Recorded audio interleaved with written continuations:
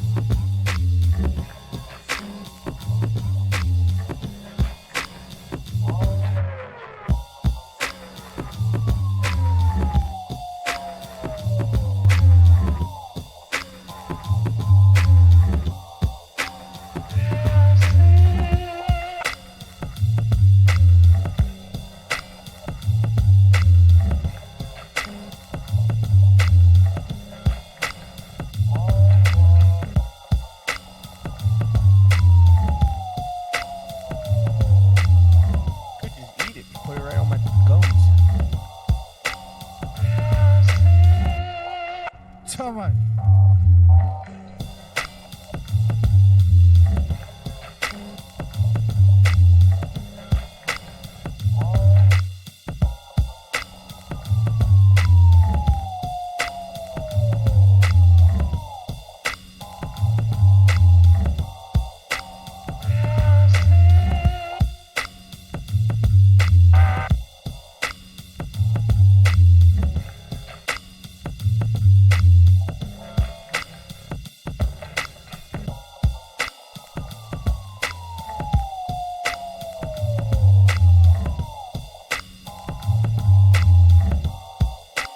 Someone's killing these beats, bro. Trust me. The time is here now. You're listening to Meadows and Makers podcast. with Jack Dub and making stuff. Peace. Good day, everyone, and welcome to another week of the Meadows and Makers podcast. Right here on MSP Waves, this interactive social media broadcasting network that is all centered around the Steem blockchain and the Steem ecosystem here. And we are all riding the waves.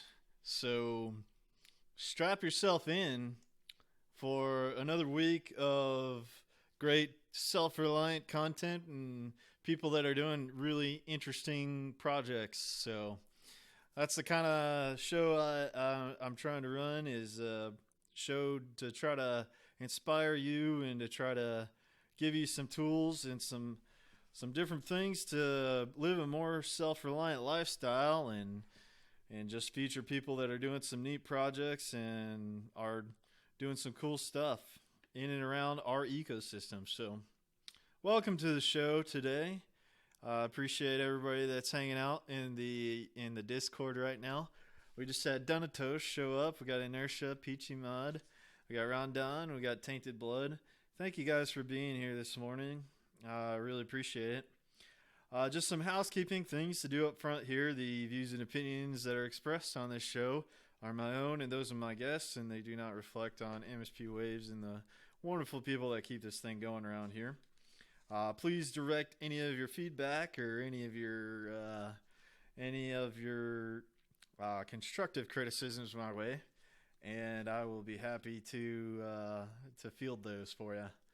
So one of the things that I do for this show, and one of the early mottos I created, once I got this thing going, was just to have this little motto that I tell everybody when I start the shows. Is kind of forgot to do it last week, but try to get it every time I remember.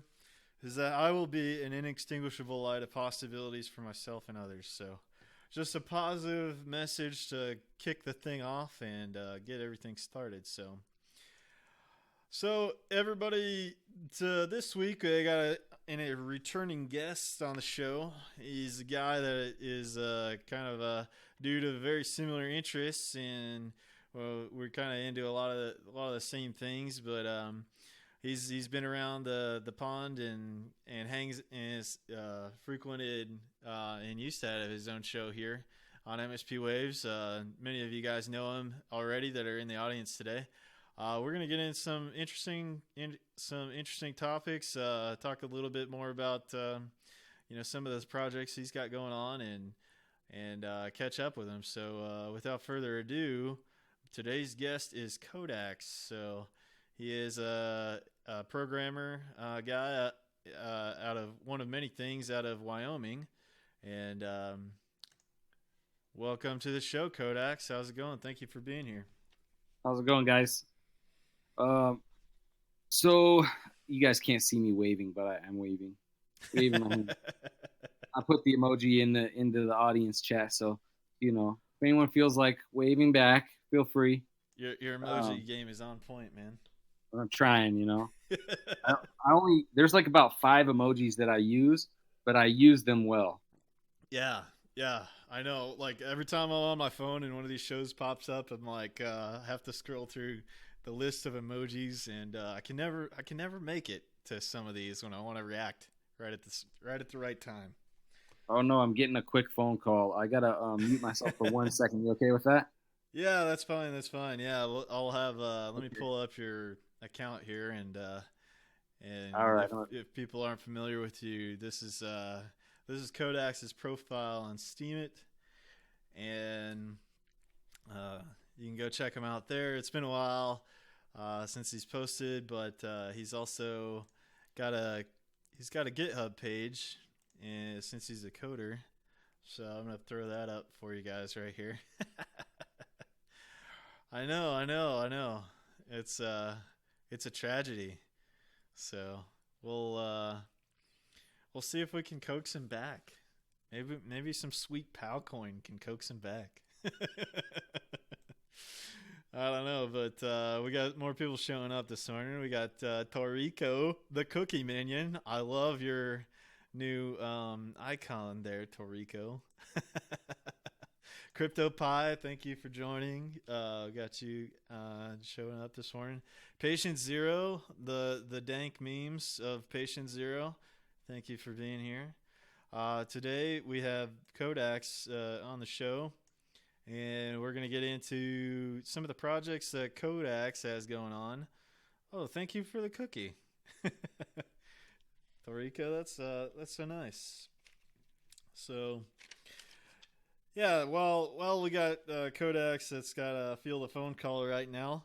I just wanted to talk a little bit about, I guess, what I got going on in my life right now is moving out to the property and getting everything started out there has been a little bit of a challenge so far.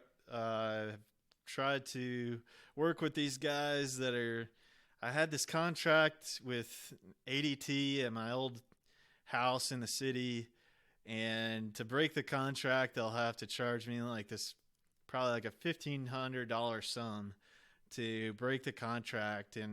But I don't have to break the contract if I relocate the service. So right now I'm trying to get all that figured out with them. And originally they were going to install that system in my trailer, and there were some stipulations where they needed the trailer to, be cooled and air conditioned. So I worked on a solution for that. I kind of dug in on a solution for that. Originally, I didn't want that trailer to be air conditioned. I didn't kind of plan on that, but I did some research and looked into different air conditioner types, and for just hacking something together, I went with a wall unit AC system, and like a window one or like a mini split. Yeah, I went with just a window one that I could just hack together real quick and build something real simple with a piece of like 1/4-inch plywood and some foam and backing and some 2x4s that were laying around. And I just, instead of penetrating the actual trailer outside, I just created something that would be an insert for that window unit, and just made something work. Yeah.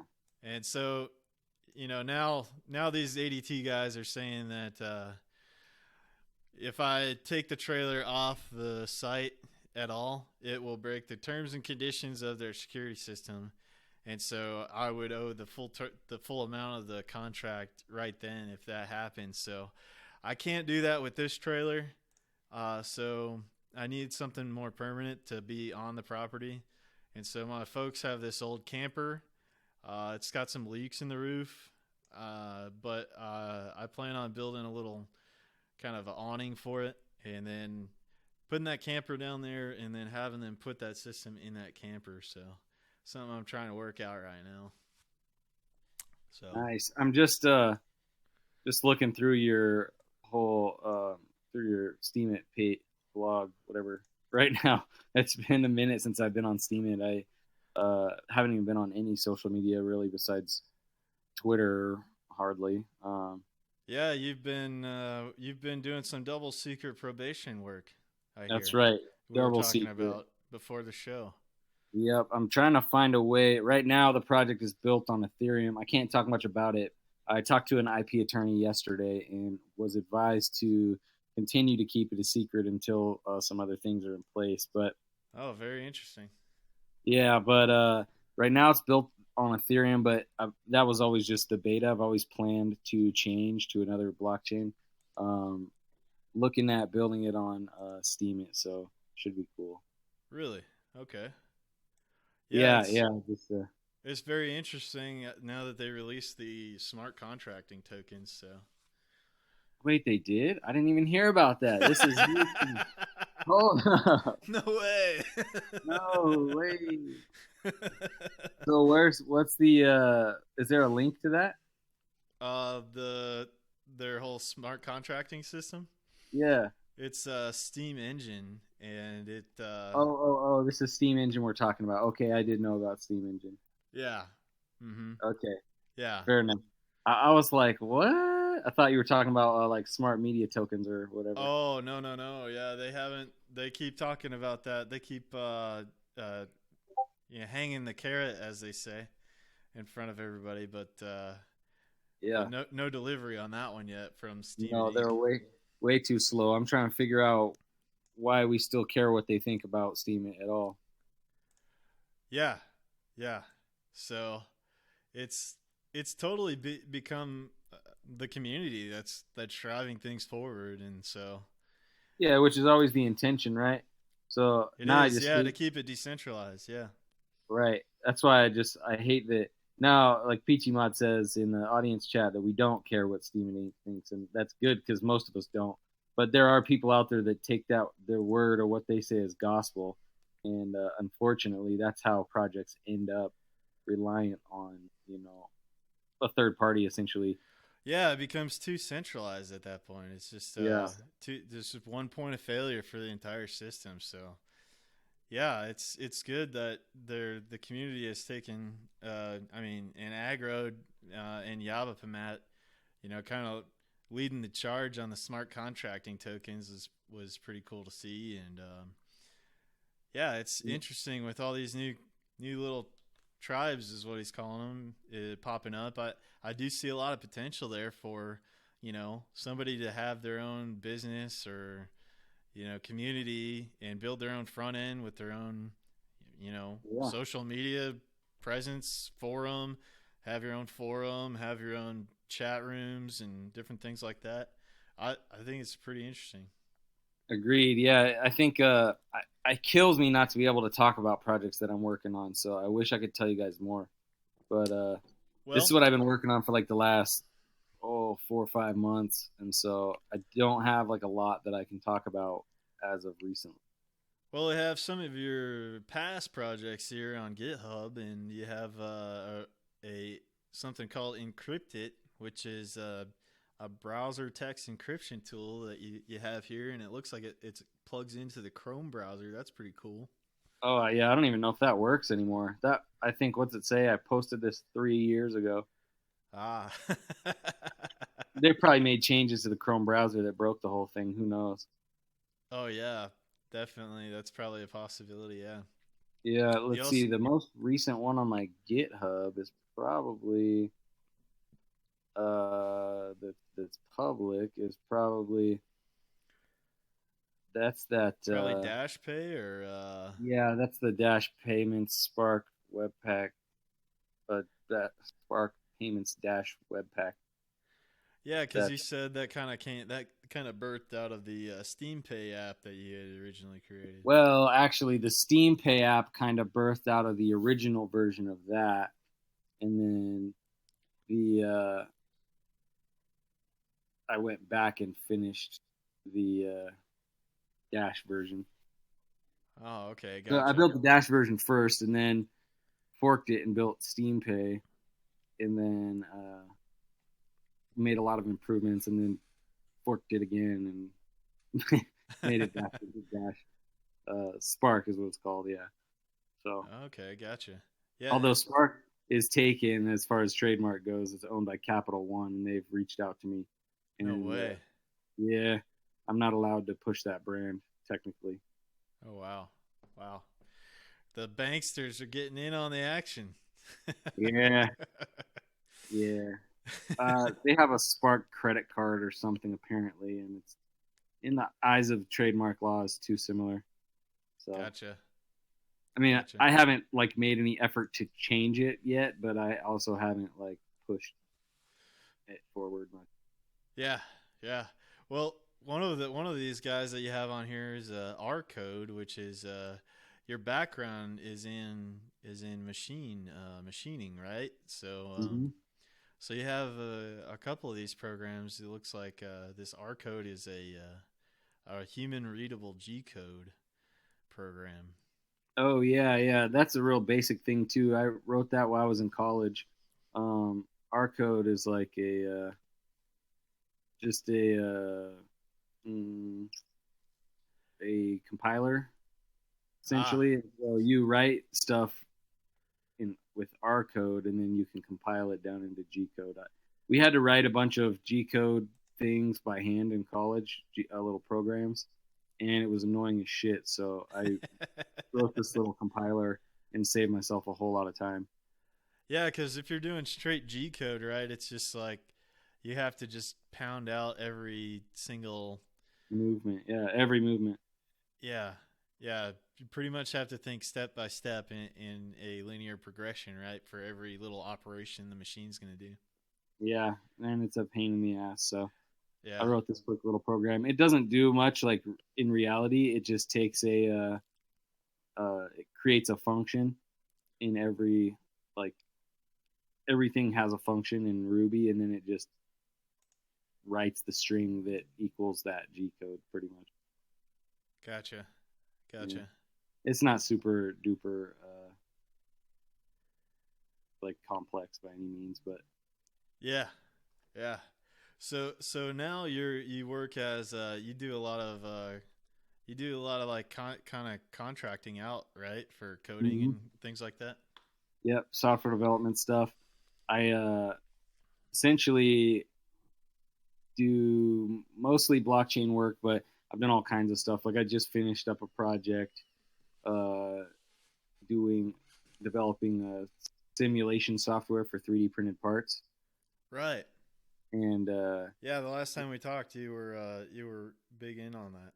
yeah, so I finished that up, and those guys got a partnership with Ultimaker, and Oh, really? so yeah, so they are now focused on building the functionality that I built and putting it into Cura. So, or at least from my Wow. understanding, that's what they're doing. Oh, Wow, that's Inertia, really neat. you're a Rubyist, huh? That's pretty cool. Yeah, Inertia is a fellow or he's a coder in here. And Okay.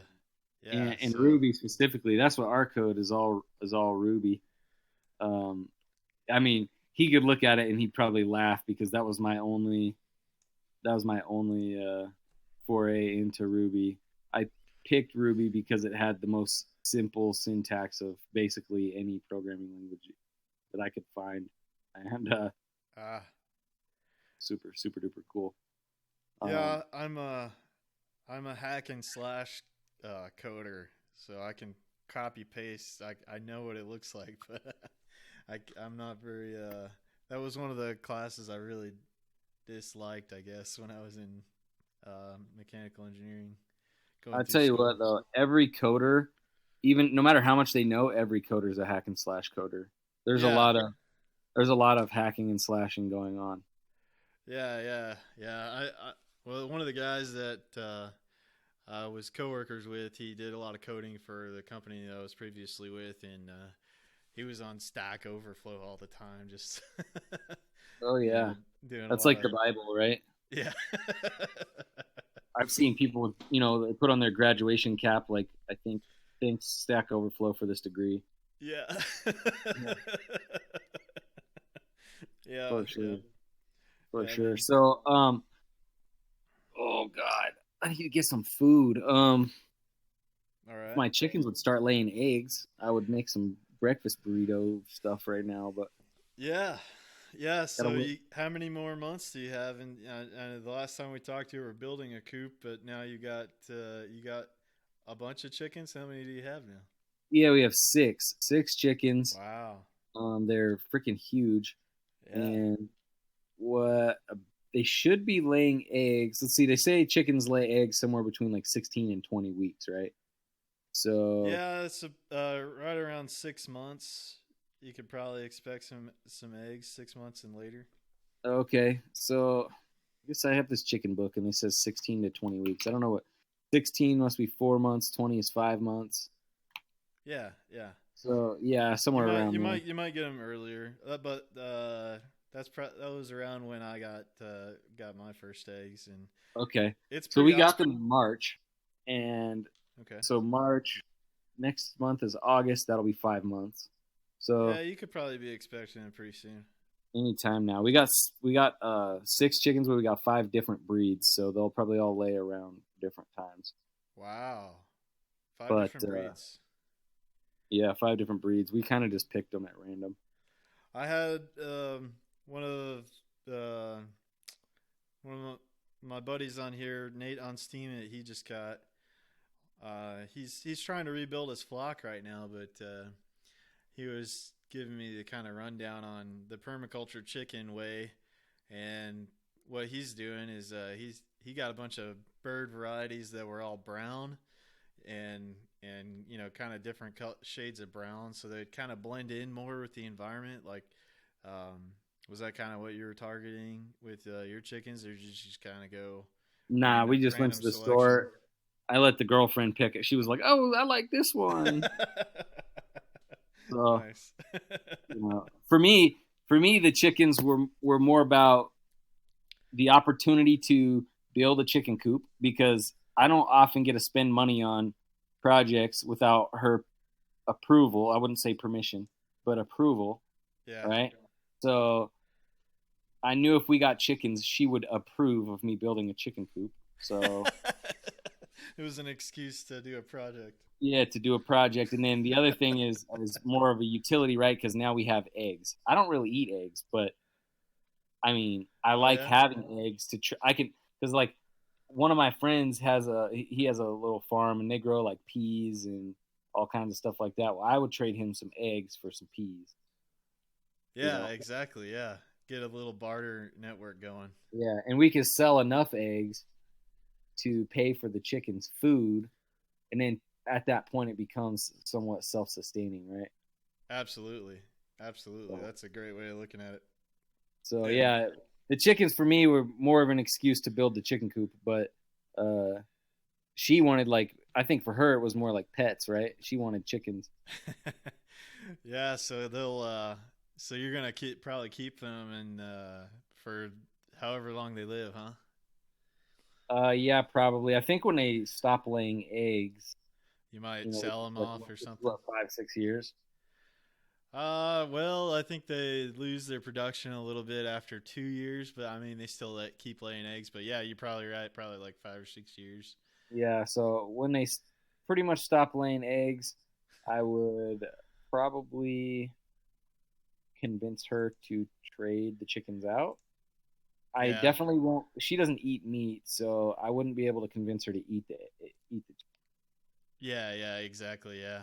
So, But well, she eats fish. I guess that's meat. yeah, it is. Yeah. Is that true, Ron? If you starve chickens for a bit, they produce more eggs? That cannot be true. I don't know.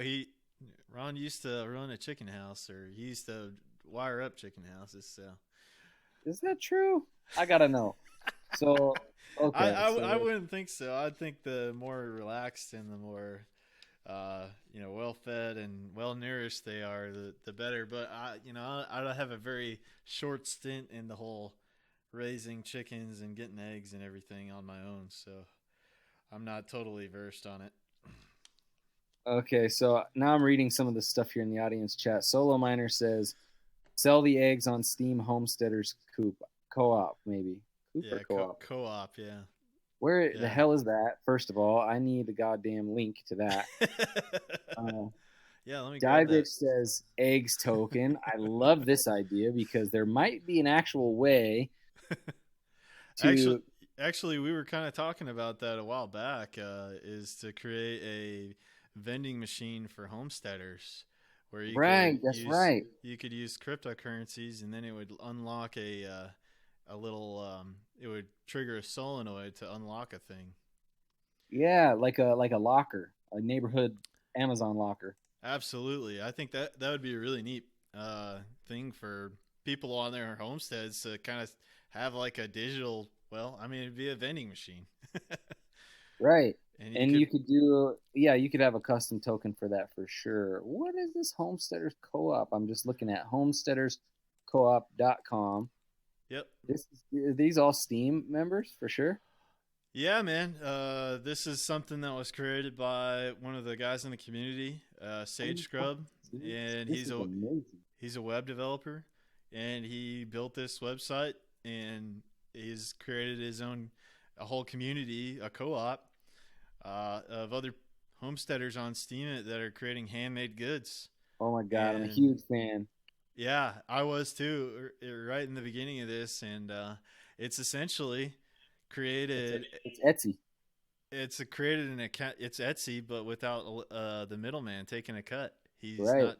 The website's not taking any cut. It's all delegated from Steem and stuff to help run the project, and then he's crowdfunding funds through Fundition to help pay for all the server costs and all the other stuff to run the website and everything like that. So it's really a community supported project, and it's all about supporting each other and building kind of a counter economy here with Steem. Solo Miner, thank you very much for introducing me to this. I will definitely get on here. Yeah, Solo Miner's the man. He's another cool dude. I just want to say quickly, publicly, that I do love Steem, and I know I don't ever post on Steemit.com, but you guys know, I mean, I pop in and out of here on PAL. I play, that fucking drug war game. I love Homesteaders Co-op. I will definitely be on here. I use Steep Shot every once in a while. And in my new project, I plan on using Steem in some way. So I do love Steem. I get busy heads down with my projects, and I don't get on any social media for the most part. Yeah. So I oftentimes disappear for a while, but that doesn't mean I'm gone. Well, you're the kind of I'm kind of guessing you're the kind of guy that once you get involved in a project, you just like 100% focus on that until it's done. Yeah, almost obsessively. Yeah. Yep. I understand. That's kind of one of my weaknesses is I have a lot of ideas, but sometimes my focus is lacking on totally seeing that project through till the very end. And I know, me moving on too. to Like the once I next get one. like 98%, sometimes I'm like, okay, because I just have to like prove to myself I can do it. And so once Yeah. I've done it, I'm like, okay, now it's just polish, spit and polish. I don't need to do that. Yeah, it's I don't know. I just have this thing about you know, I have tons of ideas kind of rolling through my head, and I really have to maybe sometimes reach out for extra support on things. Sometimes, a lot of times, before I even went on the journey that I'm going on now, a lot of it was all in my head, right? It's a lot of ideas just in my head, and wanted to make all these things perfect the first time I did it. And that's something I've figured out about myself is I just have to go for it and not worry about how perfect it's going to be. Or Yep, I'm the same just- way, man. Exact same way. And just start building and hacking and slashing. Yep, and, exact same way.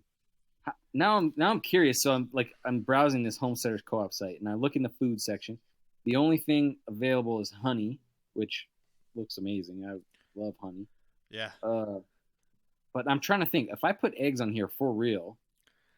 I mean, you'd have to do your packaging right. I mean, you'd probably have to put on dry ice or put a lot of packaging, put some really good packaging in there. Yeah, I'm trying to think because eggs fresh out of the chicken don't need to be refrigerated for several weeks. Right. Until you wash them, of course. Right. But shipping eggs without breaking them. That's a tall order through the standard mail. Yeah. Right. Because there's special like egg shipping companies that know they're shipping eggs, and that's a different thing.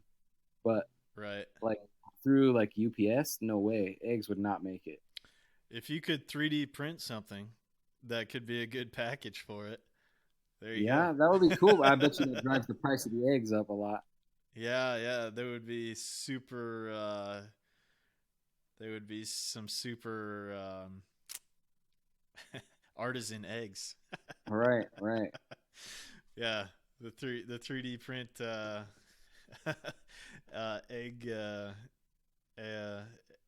egg structure.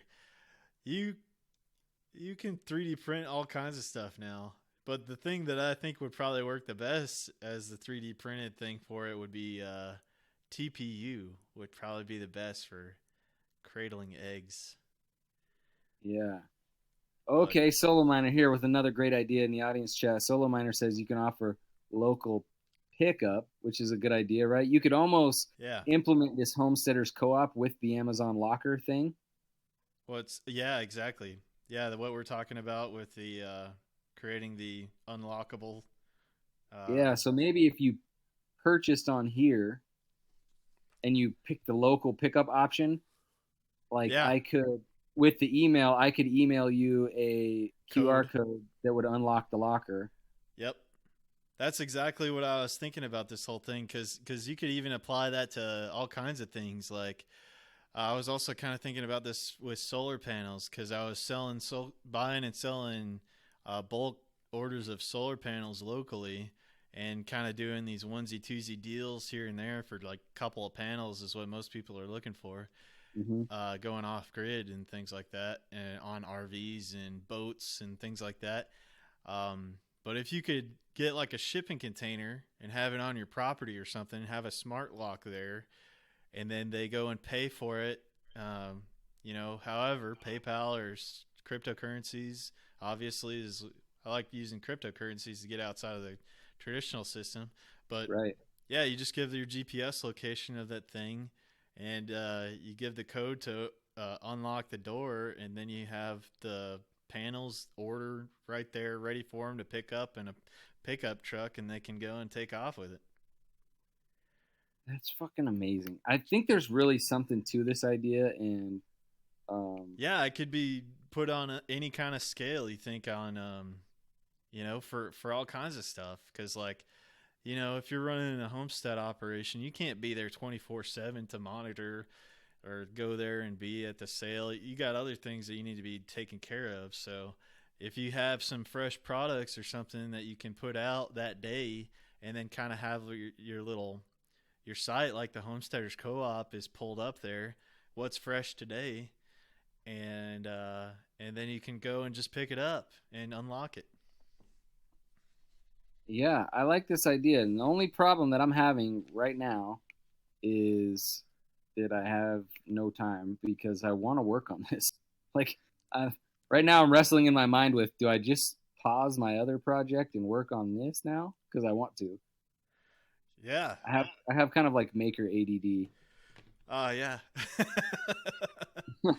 Yeah, me too. It's just there's so many cool technologies out there right now. That was just one that I've kind of been thinking about for a while, and it wouldn't be that difficult to implement. It would just the part that I don't know how to do is that little coding to send the signal to once payment is received to send a signal to open the solenoid or whatever. But I mean, that's all it has to do is just say, hey, unlock, Yeah. send a signal to open that, or To just be honest, that part's the solenoid. easiest part. And if you look Yeah, on my GitHub, I actually have a project called Steem Vend, which does just that. that was kind of what gave me the idea. I saw you Yeah. build something like that, and I was like, this is there's something to that. Yeah. And it's actually the code. Oh gosh, one of my dogs must have farted. It smells like shit in here. Sorry. That just hit me like a ton of bricks all of a sudden. It was so bad I had to vocalize it. With the force of 1,000 stenches.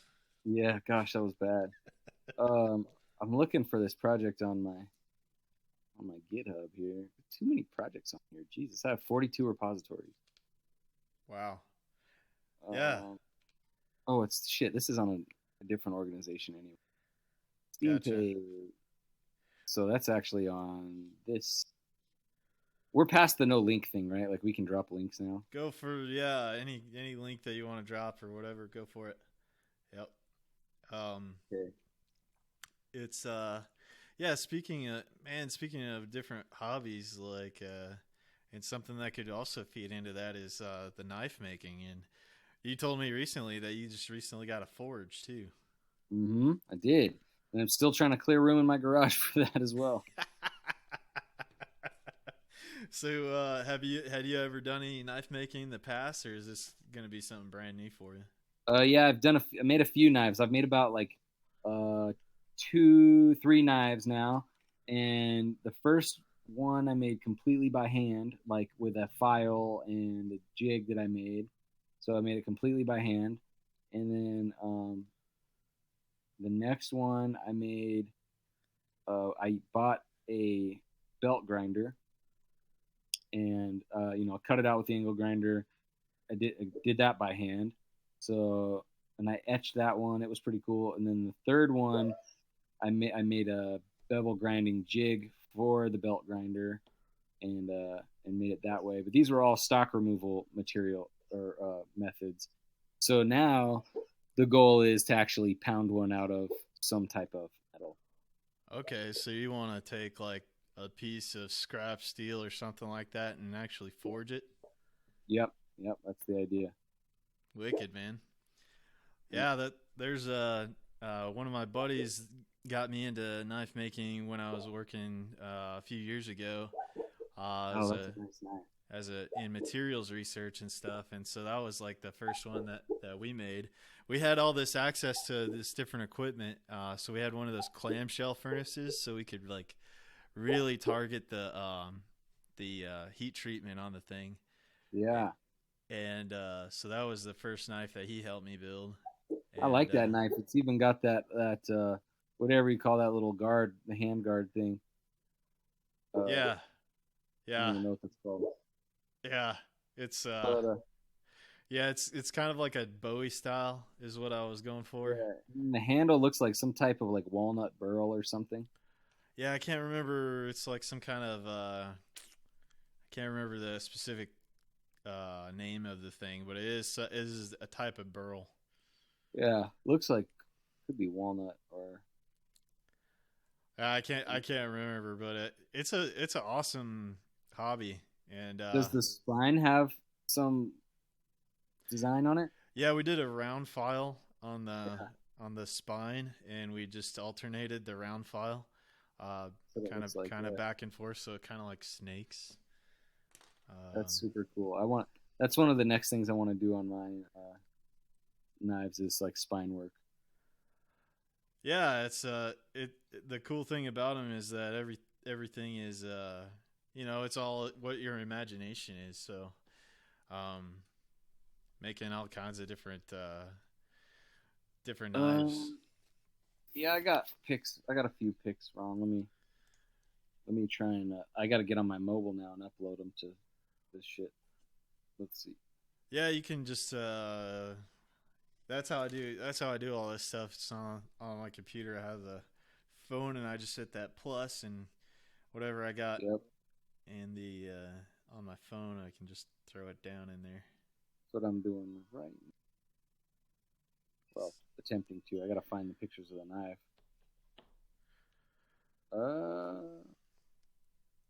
So while I look for these pictures, I actually dropped a link in there to that vend.php file.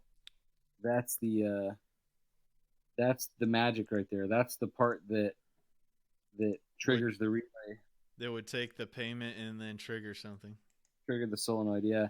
The vend.php triggers the solenoid.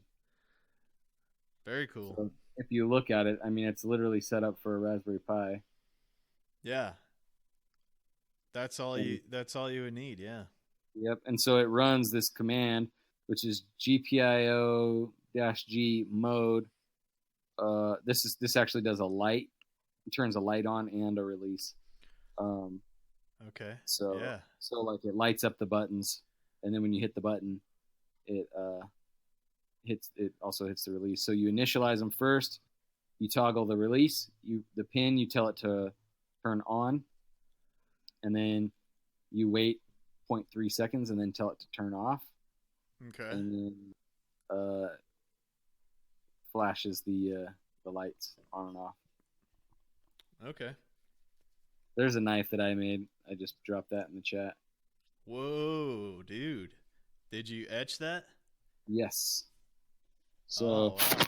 I have a vinyl cutter, and I cut that design out in vinyl and put it on the blade, and then when I etched it, it did not etch where the vinyl's at. Yeah. And so the handle is walnut, maple, and mahogany, and the pins are brass. Oh, that's beautiful. That's a kitchen knife? Yep, I gave it away to a guy that I work with. I used to bartend at a golf club. I still do 2 days a week. Yeah. Bartend at a golf club, and he's one of the chefs there. Cool.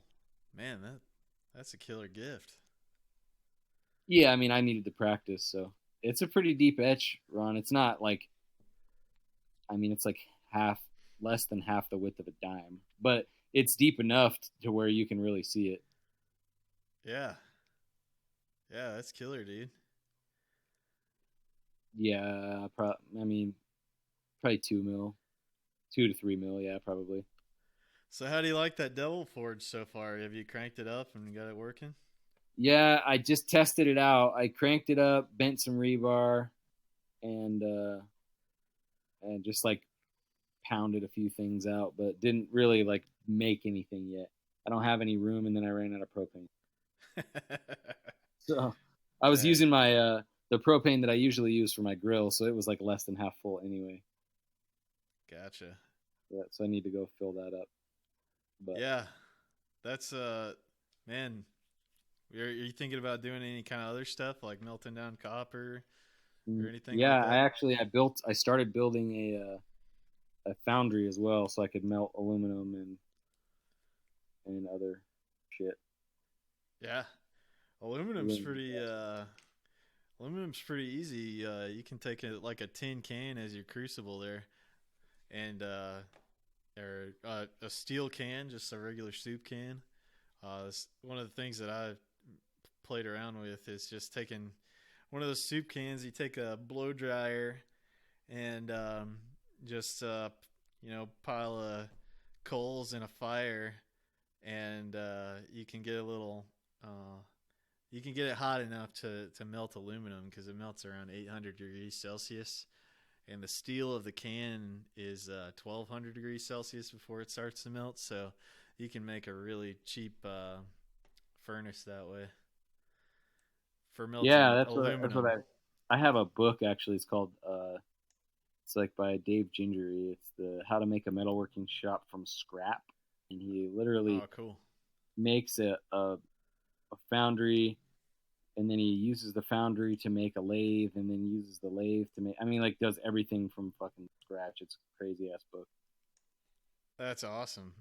There's a lot of if you go on that open source ecology website and you start tumbling down the rabbit hole of all the open source stuff on there, they have Yeah. this they have this multi machine rig that's like made out of like parts of engine block and stuff like that, and you use that as like the frame, and then you're able to make a milling machine, CNC out of it, and some other stuff. And Yeah, and pretty it's a pretty awesome. smart move to do it that way, like separate like the powerhouse from the rest of it, and then you can reuse the expensive part, which is the mechanism that drives everything, and use it to power your tractor, and then your brick Yeah. compactor and everything else.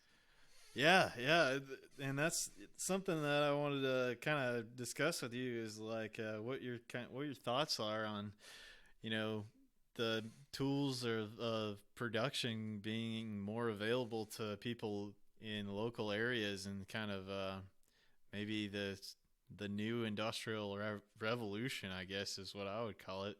But you run a makerspace in your local area, and like Yeah. you guys So have pretty good capabilities, right? yeah, we do. So, and it's pretty much nerds that we attract, which is cool because I'm a nerd Yeah. too. It is what it is. But essentially, I think that kind of democratizing the manufacturing of goods is a huge thing for third world countries, definitely. They're able to now build sustainable living quarters and things they otherwise would not be able to do. And so that's a big deal. And like I was saying before, when we were just during sound check, as we kind of talked about that, you think like that people like food is kind of democratized in this way already. Like people can grow whatever they want and fish and hunt, but not many people do. So it's not that, oh, fuck out of here, bro. It's because we're saying democratization. That's it's just meaning that everybody has the ability to get their hands on this kind of technology now, or it's Yeah, more I'm not more saying wide, I'm not more saying widely that available.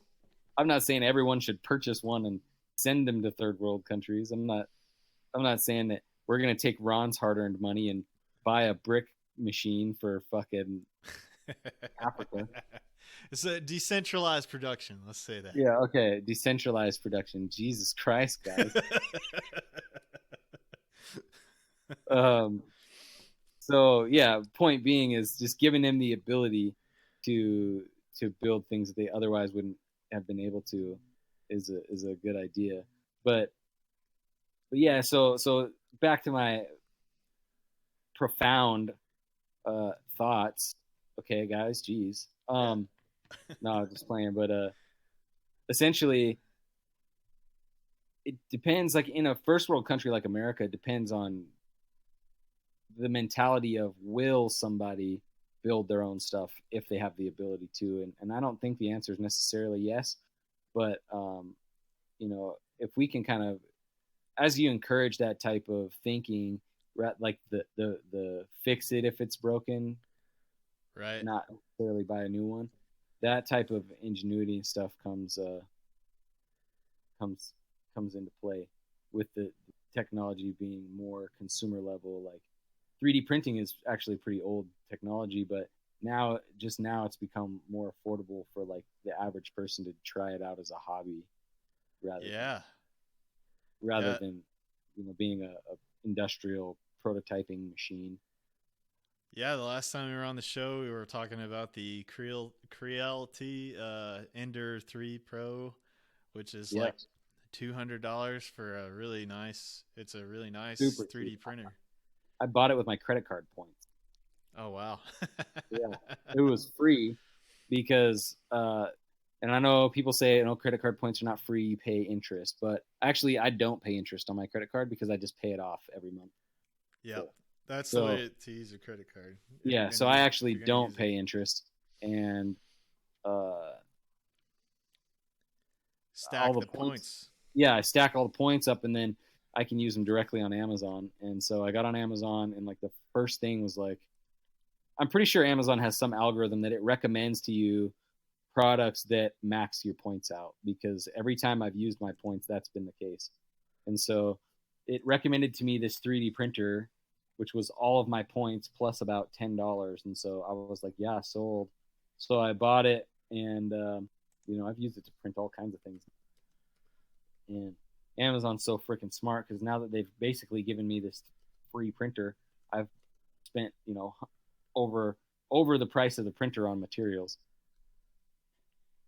Yeah, Ron, actually, good question. So Ron asks how my 3D printer is doing, because the last time we talked about it, the platform wasn't level. And that is true. I bought it and the platform was all fucked up, warped to shit. Yeah. And what I ended up doing was taking it off and took it to a surface plate and leveled it just itself. Then I also created a new mount I drew up in SolidWorks and had my buddy at his work cut it out on their water jet. I created a new mount so it would level on 3 points instead of 4. Yeah. And then I've got a piece of glass to put on top of it. And then I added a BL Touch, which essentially replaces the end stop. It puts the end stop on the head instead of on the bed. So it comes down, touches the bed, and then touches it in 25 different points. And then it uses a bunch of fancy math to level what's not flat in software. So the Z height adjusts up and down slightly as it prints the first layer. Cool. It does all it's a self-leveling thing. Yeah, completely self-leveling, even though I got it fucking really flat. Really, really flat. So it doesn't usually have to do a lot. But the cool part about the self-leveling is if I change the print surface. So sometimes I print on glass, sometimes I print on like a PEI sheet. Depending on the material, I might change the print surface. What's a PEI sheet? I'm not familiar with that. Polyethylene. Fuck, I don't know. It's like a plastic. It's a plastic sheet, and essentially it gets really sticky when it's hot, and then as it cools down, it gets really slick. So with certain materials, like ABS, which has a notoriously hard time sticking to the bed. Yeah, because it solidifies really fast. Yeah, so it will stay. This PEI stays super hot, and it sticks. It sticks to the bed, and then when it cools down, I don't even have to like pry it off with one of those spatula things. It's just loose. Like as soon as the bed cools down, I just lift it up. That's cool. Yeah, super fun. So, so the bed's flat. I don't have to do anything. Like it when I hit checks it, you hit go. Yeah, when I hit go, it when I hit everything. Print, it checks 25 different points on the bed and then just starts printing, and I don't have to do shit. So Ron asked, did I have to program it? No. Actually, there's a lot of other people that have done that work. So I literally just looked up a YouTube video and just followed on it, and it works just fine. I had to do a little bit of work, soldering and stuff. Yeah, I got another buddy that I brought on the show previously. That's one of my local buddies. He's super into 3D printing, and he built one of those. It's like the 3-point system where you can do like a really huge print area. It's a Delta design. That's Delta, yeah. He's got a Delta, and he set up all his 3D printers. Like, I bought mine, and then he was like super into it, and then he like went like balls out and just like totally went full bore on 3D printing, and he bought all the stuff just like you're doing with all the self-leveling stuff. But that is such a pain if you have to go every time you crank it up. If you don't have one of those self-levelers, you gotta make sure that you're at the right print height and everything else. You're right, and I'm a lazy fuck. Like the reason I program is because I'm lazy. I got into programming because I thought I was doing a bunch of repetitive tasks and thought there has to be a way to make this easier. And someone was like, "Oh, I'll write a script for it," and I was like, "What?" So, that's how I got into programming. That's why I put the auto leveler on my bed, because like if I was cheap, I would just level it myself every time, because like I'd be like, why waste the money on that? But I'm too lazy. I'm somewhat cheap because I want to do things myself and whatnot. But I wouldn't buy a printer with an auto leveler on it because it's too much. But I'll buy a printer and then take the time to put an auto leveler on it because I'm cheap, but I'm also lazy. Yeah. I'm Yeah. loving this chat. The chat's going off right now. Yeah, So we got it's some good chat. Yeah, we got one of the guys here, John Dewar 123 has posted some cool stuff that he does. Is some Yeah. neat See the castings anthills? and stuff. That's what Solo Miner was talking about, and I've seen this on YouTube before. Casting anthills. That's super cool. Like some crazy structures out of that. Yeah. And then you've got with this snit cast shells and make sculptures. Oh, that's fucking awesome. Yeah, that's the neat the whatever the fractal Yeah, the the fractal spiral. spiral. Does that now I got a question for John. Do those shells, did you make a mold of those shells or does the aluminum burn the shell up? I mean, the shell is essentially calcium, right? So does it burn the shell up as you pour it? Like, I guess my question is, do you bury the shell in sand and then pour aluminum in it and it, I don't know, burns it? Or do you have to like Probably have to create Make the the mold. create the make the mold, pull it out, and then put the aluminum in? you put the shell in water. Oh yeah, and PEI is polyethylamide. Thank you, Ron. It's basically PEK. Yeah, and then this mini metal foundry. This is like something similar to what I'm creating, but I'm actually using an old beer keg. If you look up on YouTube, it says fire keg video. That's the one I'm doing. Cool.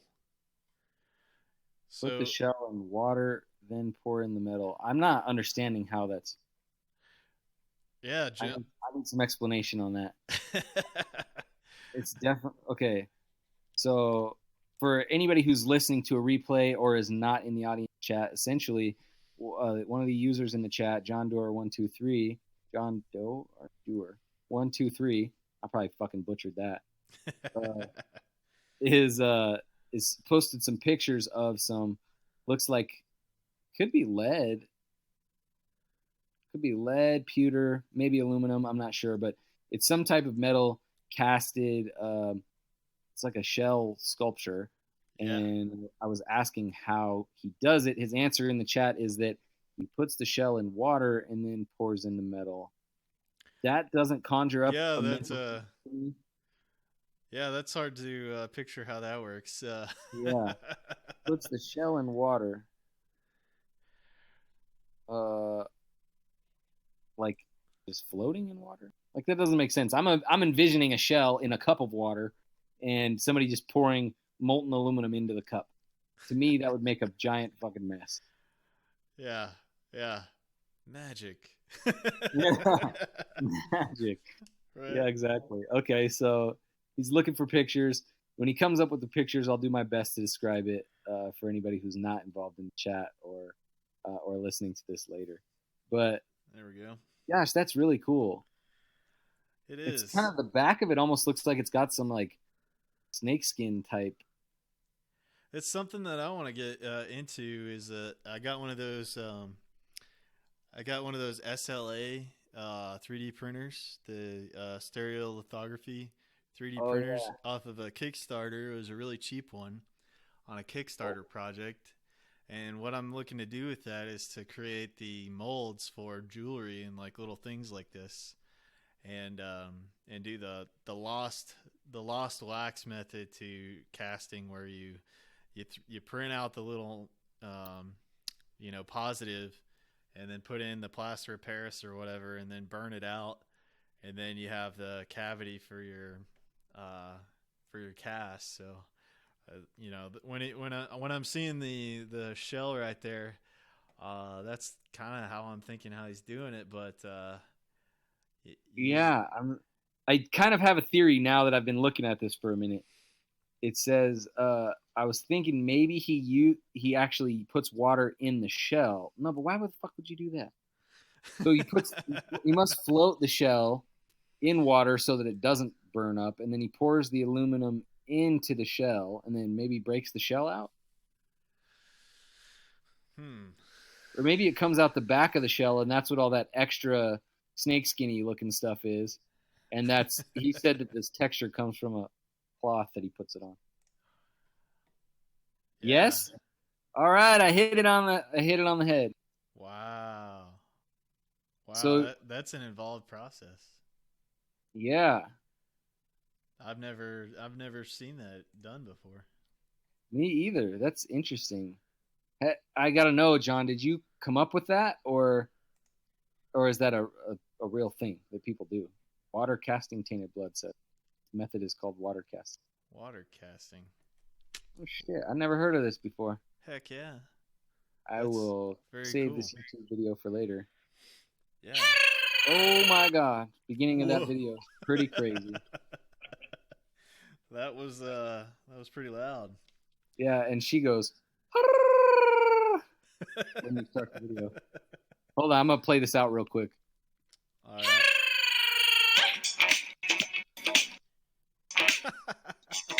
Okay. Well, now you guys know what the noise was. It's very samba sounding. Yeah. Oh, cool. Yeah. Didn't have sand. Very neat. Sometimes you gotta do what you gotta do, huh? Yeah, man. Yeah, that's one of the big things that I'm kind of looking into right now. I'm kind of reading the book on starting a farming operation, and I'm reading You Can Farm by Joel Salatin. And it was one of the things that he talks about in the book is that you have to think of everything being a income producing effort, and if it doesn't create any kind of income, then you have to abandon it or whatever. It's interesting to think about some of these things. So Sure. one of the things he's talking about is pastured poultry chickens is one of the best things for a first farmer to get started on, because they're really quick to grow. Yeah, I mean, I kind of come up with a term for what I do here at my house, and I call it yard steading, because I don't have like a lot of property. I just have a backyard, and I've got chickens. I got a rabbit. You know, we got 2 dogs. We have raised garden beds, and whatnot. So I do as much as I can in the yard. Yeah, that's great, and that's where it all starts, man. And that's really how everything, if the community and people everybody started growing their own garden, there would be no need for money really in that local economy if you guys could like trade food between each other. And I'm okay with money. I mean, money has its purpose for sure. It's a unit of account between individuals. It's a way to quantify labor and value. And so money's important. Yeah. But not necessarily. You don't always need to like for example, if I have eggs and my neighbor has peas, which I told you guys is a thing, Right. I don't need to sell my eggs and then go give him money for the peas for him to go buy eggs. Yeah, I'm all about the counter economic side of the thing. Is that right? If you have the option, like if he wants eggs and I want peas, we can just trade. Right, and then if you think about it, also I've kind of been a prepper for a long time, and the mentality of a prepper is kind of like, well, I got to secure my thing. Well, really, if you're thinking only that way and not thinking about your neighbors are just going to come and take everything that you got.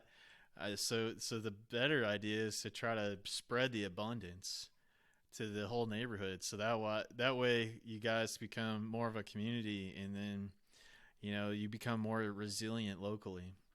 Yeah, I agree. Kind of the shifting in everything is instead of that scarcity, like I have to protect all this everything that I'm doing for prepping. I should spread that and help everybody around me become more resilient as well. So. Yep, definitely. Side question, random thought. Does anyone know how many transactions Steem is doing currently? There's a way to find that out, right? Like there Steem might be in the bot channel. There might be like a thing for that. I know there's different stats you can pull up from the or like what's Steam? Do you have that information or something? Yeah, Steam D might have that information. John Doer, 123, go ahead, man. If you got a link to post from your page or whatever, you can feel free to throw that up there if you like. Ron, how many transactions Steam is doing? Like, you know, per second, per, I don't know, whatever. Not the theoretical capacity. See, okay, now inertia. I've been on Blocktivity plenty, but Blocktivity is a pretty good idea, but it gives you like operations, right? Which is not necessarily transactions. I mean, they are transactions, I guess. Yeah. But You want to know currently the average per day or something like that. right now they have an average per week on here on Blocktivity's operations. So Was it 915,000 per Peng- average in the last 7 days. I think it's one of the guys is Penguin Pablo that he goes and he gets a bunch of Steam stats and posts them weekly, I think. I think that's what his name is. Reward witness uptime 100%. Okay. But Yeah, I was just curious because I'm still like, obviously, as we're still talking here, I'm still thinking about my project and the technicals behind it all because that's what I do. right. Just very, very obsessive about things. that Right. I'm working on. But You yeah, got so some- I'm just like thinking here. Okay, so it's like record is 2,522,380. well, John Dewar just posted one of his pictures of his articles here of an aluminum cast of an anthill here. That is really neat. Wow, yeah, that's really cool. You must vaporize all the ants in the process. That's a good way of taking out an anthill, I guess. Yeah. So you do some interesting stuff with your 3D printers. I know you had a interesting story about you had a 3D printed you had 3D printed a gun, right? Or and then the local authorities are giving you issues about it, huh? Not issues. No, I mean that was the interesting part. They didn't give me any issues about it. I've been pulled over with it a few times, just like for speeding or whatever, and I carry it with me every day. So, Gotcha. I had a couple of them that showed some interest where they go, "What? You have a 3D printer gun? You carry that around?"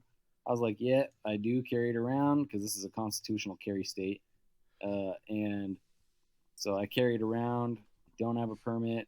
I made it myself. Kind of like suck my dick, you know." Yeah, man. And that's pretty much how it plays out every time. Yeah. Wow, those are cool. Those anthill sculptures that John's posted in the chat are freaking awesome. Yeah, those are amazing. I wonder, do different ants make different structures? I guess they do. Solo Miner, no, it is not a single shot 22. In fact, it's a semi-automatic 9mm. It's essentially a Glock. Yeah, and it's like I put over 600 rounds through it already. For people that think that you're gonna be able to whenever that's the big thing that Cody Wilson was talking about is that you can't get rid of information. You can't get rid of the ability for somebody to machine a gun. Because what is a gun? It's just a barrel to house a projectile that you can fire out of a pretty solid barrel. I mean, that's what a gun is. I mean, you're not going to be able to stop that, no matter what you're doing. So he's kind of arguing that the code or the skills to build a gun for your own defense is similar to speech. Yeah, and in fact, not only that, the files that like Defense Distributed was distributing and had up for download is made of code, and code has been ruled speech multiple times. So, right. So yeah, suppressing information is suppressing speech. Right, and they still got him locked up in the courts right now. I know that they're still working on the litigation because they shut down the Defense Distributed site for publishing the files. Um, After the conspicuously after they jailed Cody, so they Right. kind of they brought down that Hey site. there, welcome to Farm Oh, Craft. fuck. Sorry. YouTube's popping up on me. I was going to try and post this video for people in the chat since we're on this subject. Yeah. Tainted Blood said, as long as you can forge or cast metal, you can always build a gun. So here's a video of some extreme recycling. Yeah, they arrested Cody Wilson for some charges on supposedly or allegedly he was Met with an underage girl from an internet website. met with an underage girl. Yeah, so Propositioned her for sex, maybe. so it's kind of hard. It's a little He bit was hard under- to he was believe undercover because he has stated that he is extremely careful about not getting into any kind of issues or anything like that. Allegedly. To stay squeaky clean because he knows for what he's doing that he's got a huge target on his back. So it's Well, and apparently the underage girl was an agent of some sort. Anyway. Oh, really? See, I don't know any of the newer information about his case, but it seemed really fishy. Yeah, Uh, definitely. He was. Yeah, as Ron says in the chat, we should say allegedly. Yeah. Well, so that's the thing, Inertia. Yeah. I'm not sure that the agent was. I think that the agent was not underage, but claimed to be underage, and he still propositioned her. And then so, Yeah. they're saying we told him we were underage, and he propositioned. Well, in this day and age, with the Patriot Act and all this stuff, it doesn't matter what if you're doing something that the state doesn't agree with, they can pin anything on you. Like they can, plant evidence on you, all that kind of stuff. So it's all if and Cody made that statement. He said if these guys really want to come after me, there's nothing that's gonna, they could do whatever. Right, they'll come get me. Yeah, so it's that's just the point that we're in, and we got so many people that are jailed unjustly. We got guys like Schaefer Cox in Alaska, that's sitting in a controlled media unit prison inside an illegal prison inside the United States. We got to save all this talk for Clown World. This sounds like right up Ron's alley. Yeah, it kind of falls into different places, but focusing on what we got going on with building new things, the new systems. One of the really encouraging things in technologies that is out there that I'm really looking at right now is something called the waste spot. I don't know if you're familiar with that at all, but pretty much what it does is it brings refining waste plastics down to a local level, and you can create diesel fuels with recycling waste plastics on the local level, and you do that by using like wood gasification. Yeah, you basically boil it through water, right, and then you skim the petroleum off the top. Yeah, it's kind of like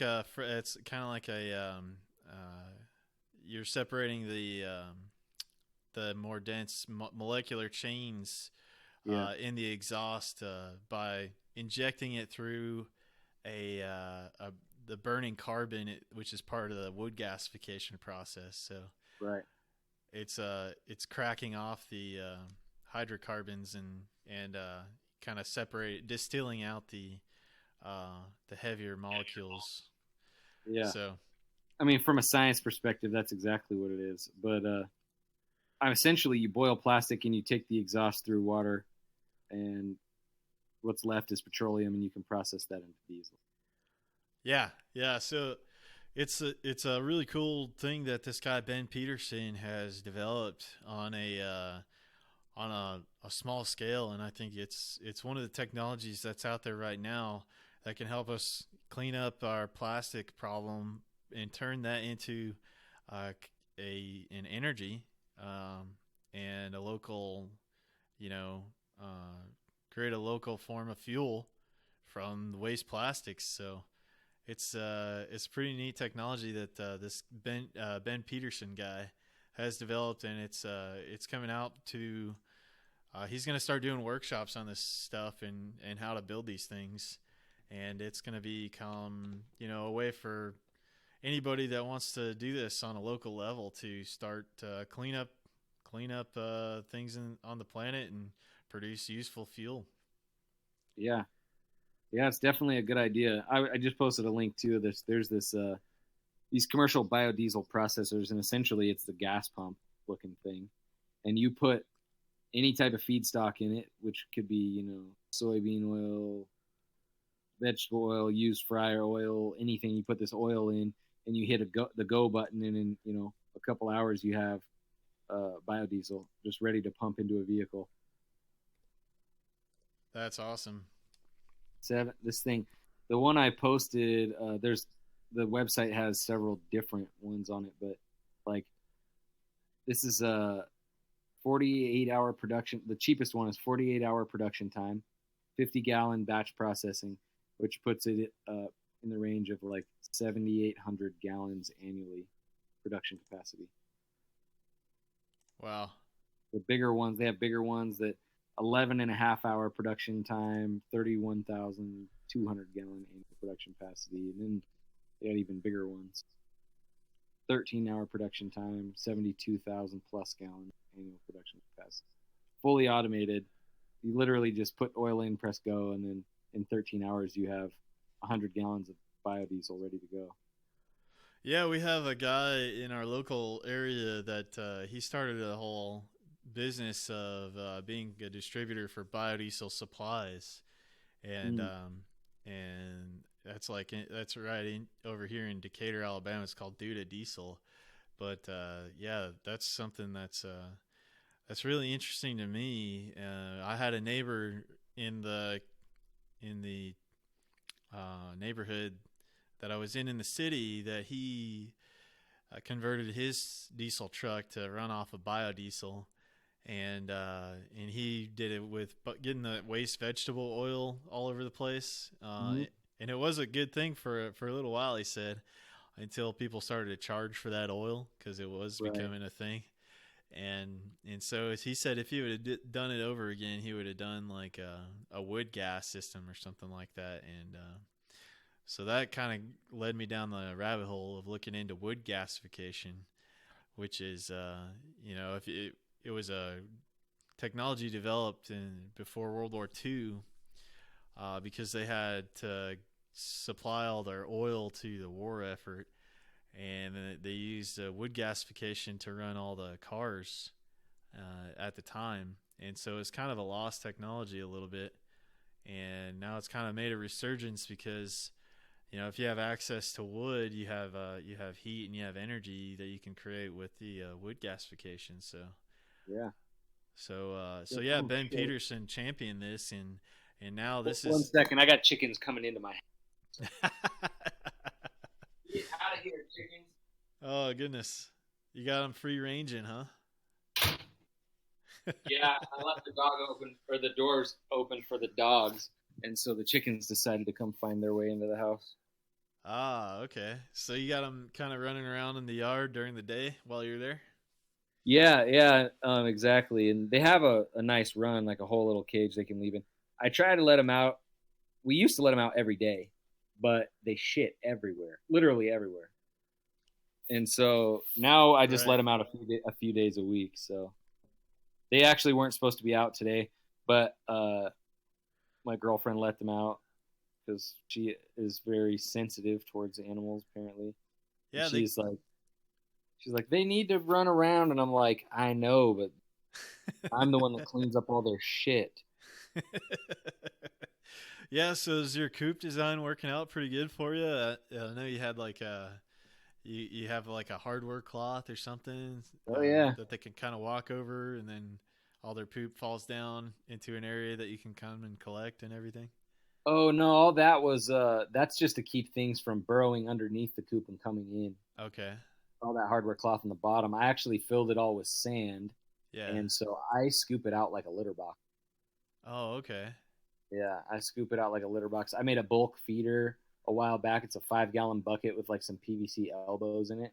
So Uh-huh. they stick their little chicken heads inside the elbow and Yeah. peck at the food, and then they can't scratch it all out, and I don't have to fill it every single day. Oh, that's great. Yeah, so you just fill it for like a week period and come back and fill it again or something? Yep, and then I'm working on the same type of deal with the water. I have a rain barrel, so the roof of the chicken coop is all metal, and then it has a gutter, and then the gutter runs into a rain barrel. And right now that water sits there, and I fill up their water dish with it. But the plan is to have the rain barrel go to a PVC pipe that goes inside the coop and has poultry nipples, so that they can peck and get water from there, and it should always be full. That's awesome. Yeah, the best thing is, I mean, especially if you're around doing a ton of things, is yeah, work smarter, not harder, and Yeah, get exactly. get all your systems automated, so you don't have to spend a ton of time Yep. And on it. so pretty soon the plan is also to, when I have the pop door on the coop, I'm going to have it set up. I'm going to put a solar panel out top that will track the sun. And then when the sun goes down, the pop door will close automatically. Wow, that's So, cool.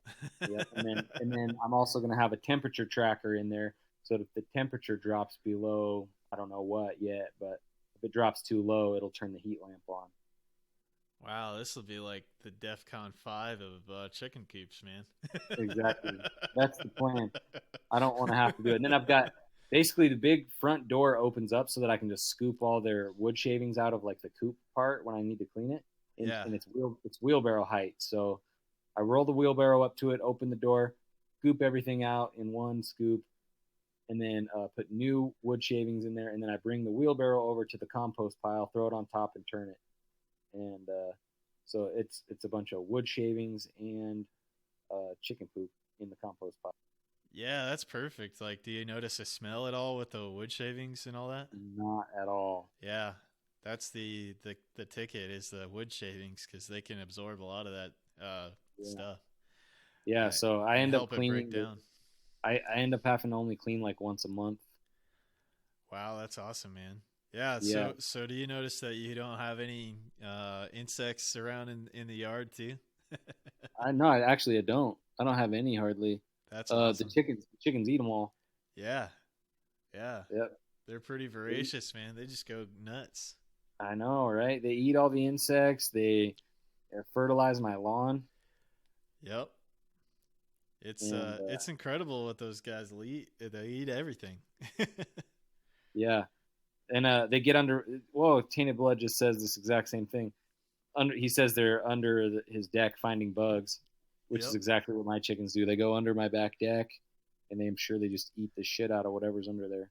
Yep. Yeah, exactly. Yeah, tainted blood is raises a lot of chickens. Yeah, says he's got 6 to 10 that freely roam the yard every day. Yep. Has he says more than that because I think he said he quit counting. Yeah. But Yeah, Tainted Blood was on another show that I was listening in on and was talking about all the chickens.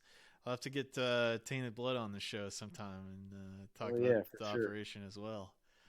So yeah, man, they're fun too. They're goofy. Yeah, they're pretty cool. They just sit there and They make all all have kinds. they do have their unique little pecking orders too. So like Yeah, it's funny to sit there and watch them, and they like one will be there's 6 chickens and there's 4 holes on the bulk feeder, yeah, and so the the one that's on the top of the totem pole, so to speak, it's funny. You can watch her peck it at the other ones if they're in her way. She always gets a turn. And the two that are the lowest on the totem pole always have to wait. yeah, It's pretty funny. yeah, yeah. They're wild little creatures. It's fun growing them, and they're not that hard. They're not that hard to take care of. You know, just food and water, and then they eat all your food scraps too. So Yeah, yep. Yeah, that's the other thing is I collect. We collect all of our food scraps, throw them out there, and we also. I told you I still work at a bar two nights a week, and I yeah. get all the food scraps from there on those days that I work. Oh, really? That's So we awesome. eat it all. Yeah. Oh yeah, that's killer. Yeah, so you live in kind of a unique town. I was listening into, I think you came on a pirate episode or something with Rondon with banjos and booze one night, and we're talking about the rodeo that you guys have in your town, and Hmm. that happened recently, didn't it? Yeah, it was on the. It was like this last week or the week before or something like that, and it was fucking insane. We had 30,000 people here. I mean, Now, uh, now, we, now you have some kind of like really interesting event there. That's like people drop quarters like from their pants or something like that. yeah. So they squeeze a quarter. They squeeze a quarter between their ass cheeks, and then they go. They go around an obstacle course. So like, the obstacle course could be anything, and it changes every year. But it's like it could be like ride like a razor scooter in a figure eight, and then walk over a waterbed, and then All do a while holding the do a pogo quarter. stick. Yeah, All while remaining clenched. yes, all while holding the quarter between your ass cheeks. And then once you go through the whole obstacle course, you stand over a shot glass Yeah. and try and drop the quarter into it. Wow. And so this is like open for the public. It's like anybody can come and try their best at That's right. Yep. trying to make anybody. that happen. Yep. And Wow. Is and that a big event of the rodeo? Like one of the big events that people like to come check out? yes, it's the World Championships. Wow. I don't know if there's any other place that does it. Yeah. Yeah, You and get to be the- and so you said like the population of your town like more than doubles or something during yeah. this thing. So huh? our population of our town is about 30,000 people, and we get about 30,000 more people. Wow. It's pretty crazy. Wow. That is insane. Yeah. Yeah, so it's pretty wide open spaces out there, huh? Have you guys do you guys do like a Yeah, completely open. I mean, it's how are like the property boundaries drawn out there? Can you just kind of like if you want to just roam around, can you just get on a four-wheeler and just kind of ride around, or is yeah people got for the their most part anywhere. Yeah, for the most part, even here in town, for example, there's probably to my left, there's probably 50 or so feet to my next neighbor. To my right, there's probably 100 feet or so to my neighbor. yeah To the back, I don't have any neighbors to the back. And then the nearest neighbor across the street from me. So like the in town, which is the most densely packed area, it's still pretty wide open. Like I don't have neighbors like right now. And I don't live on a particularly large plot of land by any. yeah yeah. Well, So yeah, that's pretty neat. Like yeah, so it's cool, and it don't take much. Like I can drive 5 minutes or less on my motorcycle, and I'm in wide open road. Nothing, nobody around. oh, killer. What kind of motorcycle do you ride? I have an Indian Scout. Oh, wow. Yep, it's What- pretty neat. I'm actually. What year is it? It is 2018. I bought it last year. Oh, okay. Let's see. Boom. I think Polaris owns that motorcycle company They now. do, yeah. Polaris bought them about 4 or 5 years ago. My buddy works for them. He does the production of the slingshot, the Polaris. Oh, nice. slingshot. Yeah, that's the 3-wheeled thing. Or it's not. Yeah, it is 3 wheels. One in the back, 2 in the front, right? Yep. Yeah. Oh man, that's a sweet motorcycle. Yeah, it's pretty fun. What do they call it? Is that like a bobber? Is what they call that? That is actually not the bobber. There's a bobber version of it, but yeah, I mean it's kind of a bobber. Kind of that style. Yeah, I like the bike because it's like real modern looking, but also it's got something like real classic about Yeah, is that 1200 cc? it. Yeah, about it's a 69 cubic inches, which is about 1133 cc or something. Okay, cool. So that thing will get up and go.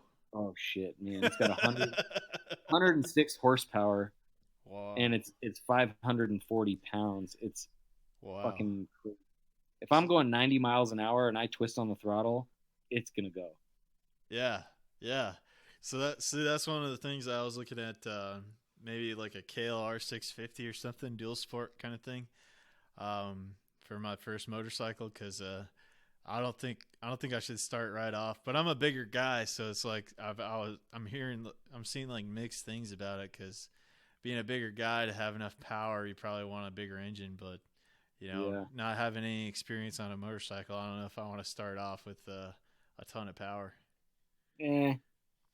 They say uh, I'm kind of in this motorcycle group here in town, Yeah. and it's called GFDD, which stands for Go Fast, Don't Die, and those are the only two rules that we have.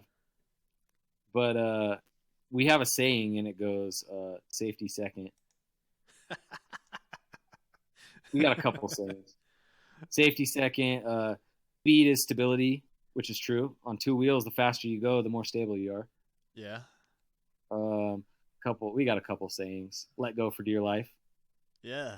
That's cool, man. So you got a little motorcycle club local? Yeah, they're a brand, a clothing. They're a lifestyle brand, but Okay. but they do a lot of events.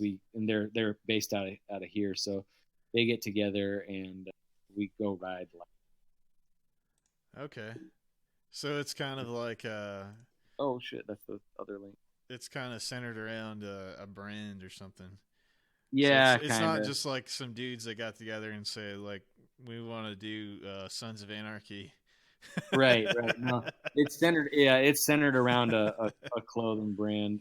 But I went to high school with these guys, and so Yeah.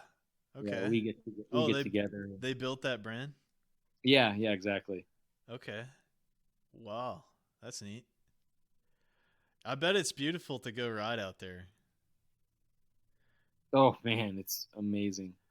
We Yeah. I went and rode last night, and we took some video. It was pretty cool. Oh, like on a GoPro or something? Yeah, yeah. Well, I mean, uh, Just a yeah, it's just a regular. regular camera. We were just holding it, passing it around. Oh, Um, wild, man. yeah, I ride everywhere without my hands because I think I'm cool. Yeah, yeah. Everybody's saying how dangerous motorcycles are here. Are they? Yeah, yeah. Well, so the nurse just says there's two kinds of bikers: the ones who've been in an accident, the ones who will. I've had a lot of buddies that I guess it depends on where you're at and you're riding. Out in Wyoming, I'm guessing the traffic's not too bad out there. Dude, there's no traffic here. Yeah.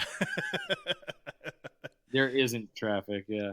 Right, right. Yeah, I've had some buddies that drove their motorcycles in through town and everything like that, and got in some really kind of pretty sticky situations because people not seeing them or whatever, uh, and having some times where they've had to put it on the ground. Uh, one of my buddies, he when he was coming to come visit me one time, he got his motorcycle stuck in a ditch, and I had to come help him pull it out. It's like Oh, one of the first times he started riding his motorcycle and everything, so he still wasn't used to it yet. yeah, that'll happen. Yeah. I've pulled over and helped people lift their bikes up before because if you let a bike fall down, Yep. they get pretty heavy. Yeah, they do. Yeah.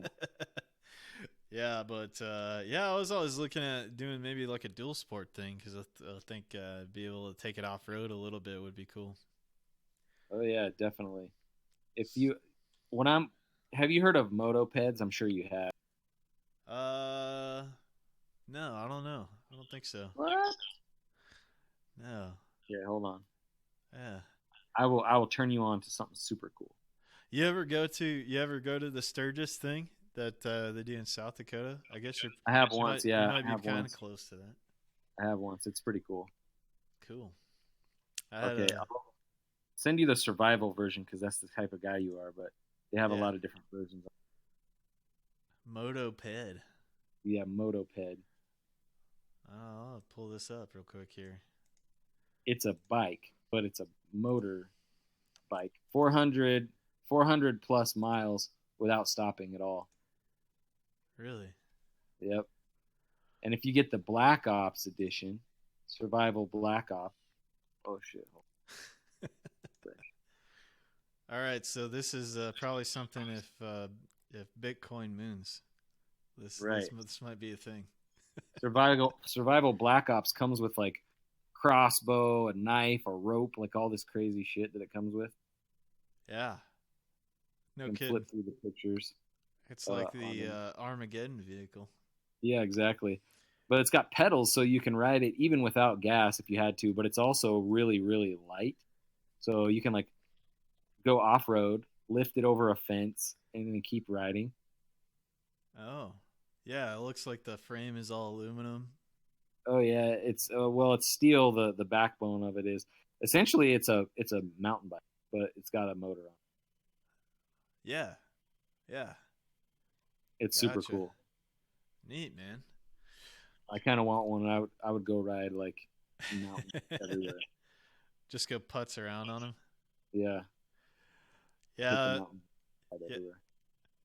Yeah, they're fun. I remember renting little mopeds with my brother and riding all over the place, or one of those little scooters, not a moped, but a scooter, and just kind of jaunting around town in these like little towns that we used to go to up in Michigan, and it was a lot of fun. Oh yeah. I also really want like a Honda Ruckus. Have you ever seen those? No. Oh, they're mopeds. They're mopeds, but they're like, I don't know. They're weird.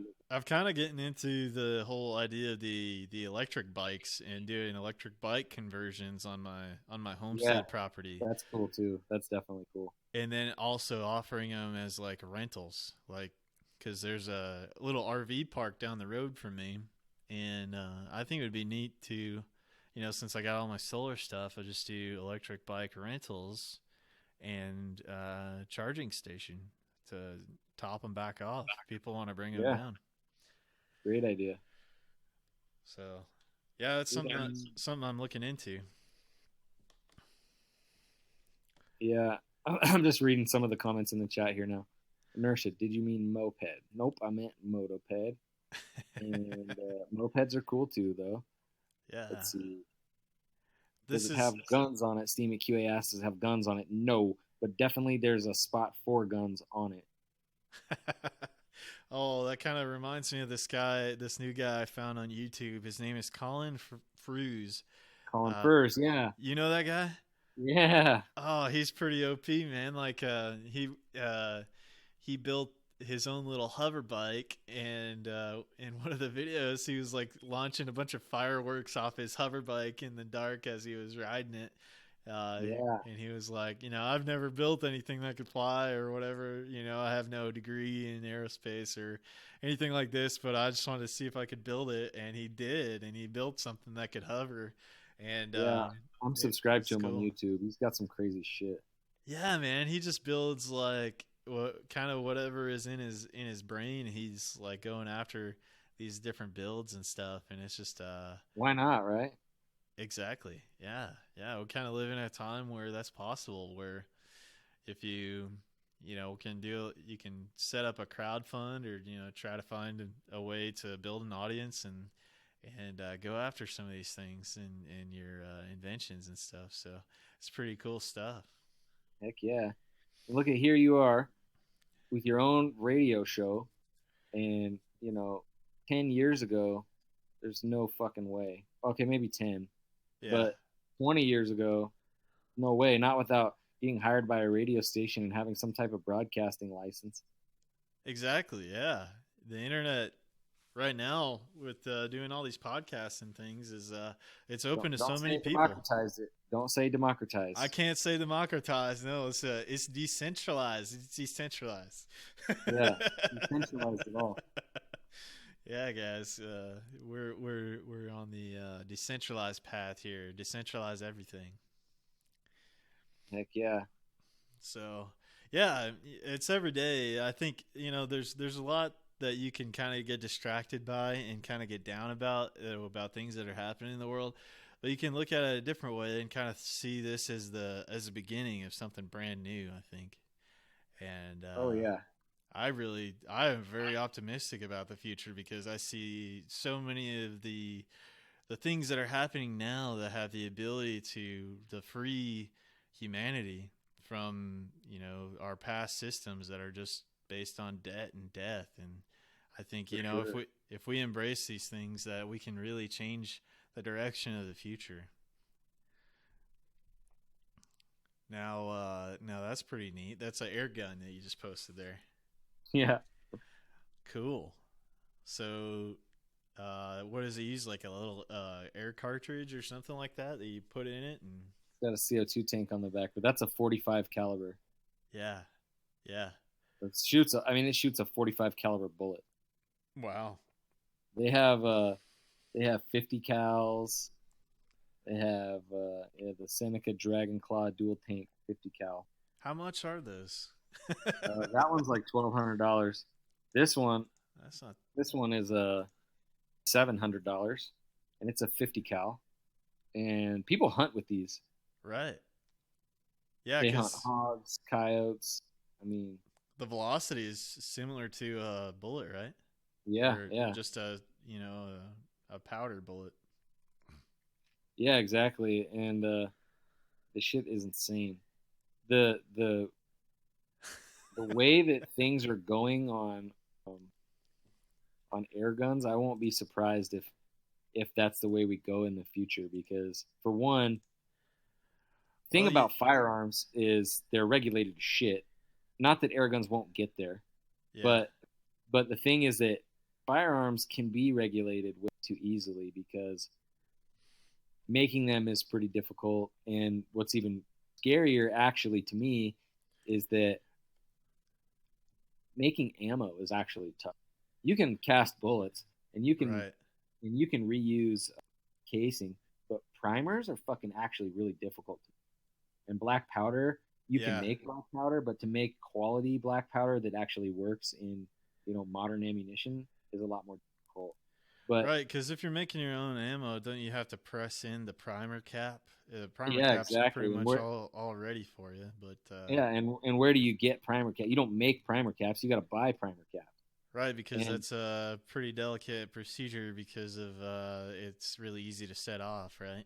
right, and so if the government ever decided to regulate primer caps or make expiring primers, which they've talked about, so that you can't stockpile ammo, Yeah, I mean, really, that's a thing to be really worried about. But air guns are at this point not even regulated. You can buy full like machine gun air guns, like not regulated at all. yeah. Interesting. Yeah, especially with like larger calibers, things like that. Like pretty crazy. So right now they're kind of they shoot like they're supposed to. They shoot like they're supposed to, but like a real gun. The only problem is you can get like 15, 20 shots before you got to recharge the air tank. Okay. So, but with the way technology progresses, I won't be surprised if within the next 10, 15 years, Yeah, this is what we little use. hot swappable air tank things. Yeah, some type of, Yeah, but either that or like the way that they can compress it is more, or like maybe they come up with some material that can hold a lot more air in a smaller space, or who knows.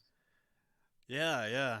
I mean, I don't know. Some of the things I've looked into and some of the hidden technologies kind of tumbled down the rabbit hole with some of that stuff. But Nikola Tesla's technologies, and when you get into some of that, and you start to look into guys like Tom Bearden, who was a nuclear physicist guy, and he was part of learning about Russia's secret weapons, and back during the Cold War days and things like that. But he's actually local to Huntsville, Alabama, and some of the technology is scalar weaponry, which is just it's like electromagnetic energy, but is able to be to move along a single vector, and it's I mean that would pretty much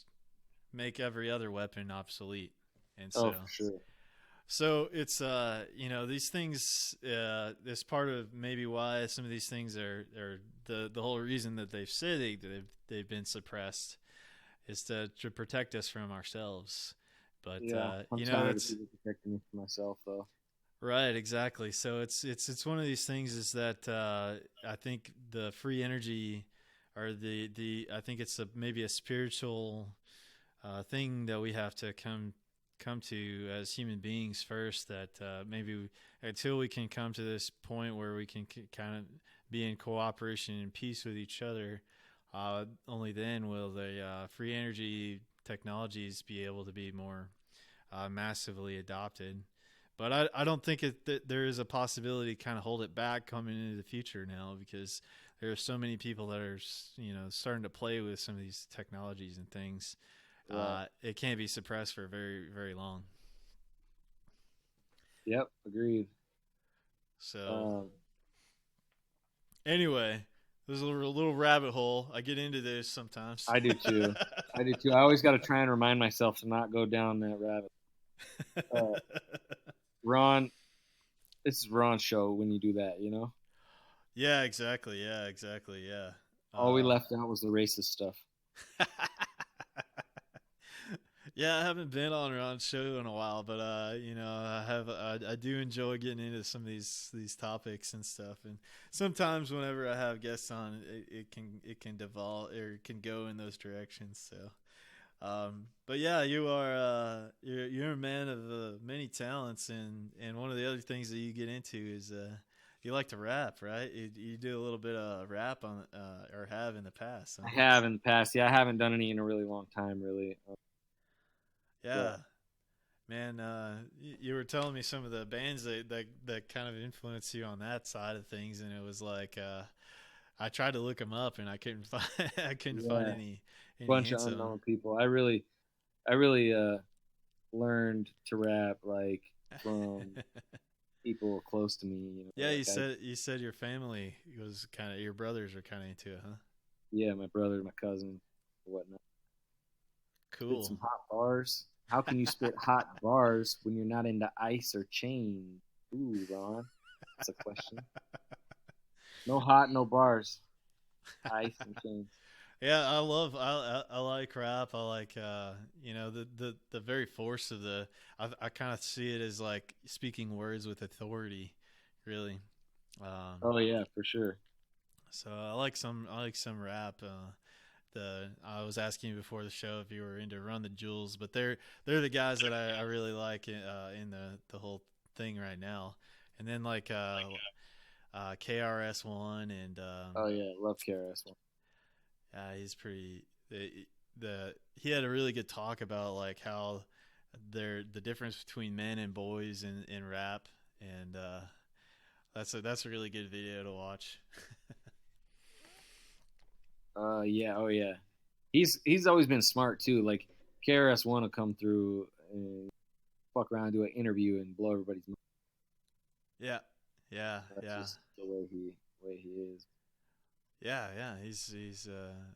He kind of gets into the esoteric and a lot of that stuff too, and it's like Killer Mike and LP, and if you listen to some of their lyrics, they're really much, especially like that Lie, Cheat, Steal song. I don't know if you've ever heard that one, but that's a really good one. They kind of talk about what's going on now and how everything's kind of like either lie, cheat, and steal to just get your way in the way this whole system is set up. Yeah, for sure. Oh gosh, my stomach just started running. Oh, here we go. Ron's dropping bootleg shit in here. Yeah, yeah. So what's Yeah. what's new for you in the future? So you got your programming coming up, and you got Yep. the knife forging. Is there any other efforts that you're looking to get into? Yeah. So earlier when you said man of many talents, I was sitting here thinking man of many interests anyway, not necessarily talents, but uh, I have way too many interests, so I'm always trying new stuff. Right now, I'm trying to focus on building this product in this business that I can't talk about right now. I wish I could. Yeah, Not quite yet. So I'm going to be building that. In the meantime, also got to do some work with my hands. So I'm building the wood storage above my garage, so I can get some room in my garage to actually build other things. But one, I got to build the nesting box for the chickens. Future. Oh my gosh, a little fuzzball in the chat. A little newborn, a little baby chick. that's You can't even see its face. I think that's a silky chicken. That's a variety of chicken. They're like really goofy looking. Yeah, I can't even see its face. Yeah, It must be I guess it's probably a girl, or maybe you don't know until. yeah, silkies. Yeah, there was another person on Steam at Lily Divine that had silky chickens. Mm. Has anyone seen LL Farms recently? She went on a Steam vacation. For real? No, well, she said to actually she made a post recently about the way that Steam's going and everything. So yeah, she's recently posted. But She's she not could a fan of the way Steam's going. well she was just kind of like, if you're here, you make it better. Yeah, she changed her name to Justine H. Yeah. Yeah, so Oh shit. she's not posting as LL Farms anymore. Oh. She changed her account over. Yeah, so recently she was posting. She took a vacation, but she was still posting on her vacation. But it was just about fun vacationy things, not Steam related things going on in the So background. when she changed her name, now forgive me if this is a stupid fucking question because I think I know the answer. When you change your username on Steam, you're creating a new account and transferring all your Steam over, right? You can't change your username. That's what I saw her do. Yeah, she kept the LL Farms account and then she transferred all her Steam power. Kept part of it over there and then most of her Steam power over to the second account, I believe. Sure. So yeah, you can always have the ability to do that. Yeah, I think I've got a few accounts. Demons. Yeah. I did too. I started probably 3 or 4, but some of them they're one of the millions of inactive accounts. Just kind of Right. sitting there. Yeah. Right. I got. Oh shit! This one's got 3 Steam in it. 74 cents. Heck yeah. Uh, yeah, but then also I need to. I need to focus on this thing that I'm working on, but Right. I also am really interested in this homesteaders co-op. I want to do something with it Absolutely. because I really like it, and I also want to figure out how am I going to ship eggs.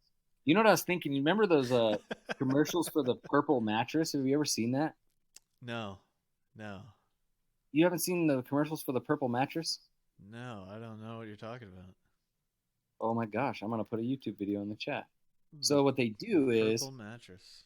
yeah, they do what they call the raw egg test, and they drop the mattress. Well, they drop a sheet of glass onto the bed with eggs attached to it, and if the eggs What's a super easy way to tell that your bed is every time, huh? So there you go. And they take a big sheet of glass and they attach eggs to it, and then they drop the eggs onto the mattress, and the eggs don't break, apparently. So my thought is maybe I can use this somehow to ship eggs. Yeah, yeah. I mean, if you can figure out a way to make some good packaging that you can be able to ship your eggs around with it, then and Yeah. keep your costs low, you know. It Or, may be some type of like, because you can buy a little, like, it's called the purple pillow, and you can buy the pillow for $100. But I might be able to hmm, buy one pillow and split it into like, let's see, probably two, three, four, probably nine things. yeah, And so if I could buy one pillow, split it into nine like shipping things, that's $10 for the shipping thing. But maybe you could make it reusable, right? Like you could send it to somebody and then yeah. just You say, can like, just say like, hey, your first maybe. eggs are your first eggs are $15, but if you send back the shipping thing, then your next set of eggs is $5. Oh man, that's yeah, that's pretty steep for like a dozen eggs. Well, I mean, I don't know. I'm just making up Yeah, numbers. yeah, but they do have an option to do a barter thing. So, between the vendors, and you have the option when you become a vendor, if you would like to participate in the barter, and then you set up your terms for barter. So, you know, if you just want them to cover your shipping for the item, and you know, you both cover each other's shipping to ship the items that you want to barter with each other, then that's a possibility on their site. So Oh, I didn't it's know that. it's really cool how I set it up. He created a really neat system, and right now it is it's a community effort there, with everybody trying to market their products and trying to market themselves on Steam it, and And the so whole platform, right? I mean, like people are marketing the whole platform as well.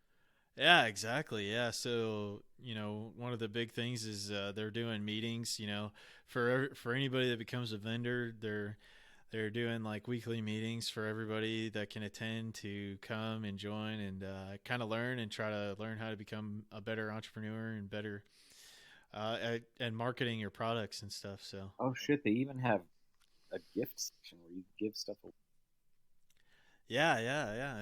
It's a really neat project that Sage Scrubs kind of had he had the vision. He was creating it for his business, and then he figured out that there was a way to do this, integrate the Steam payments thing through WooCommerce on WordPress.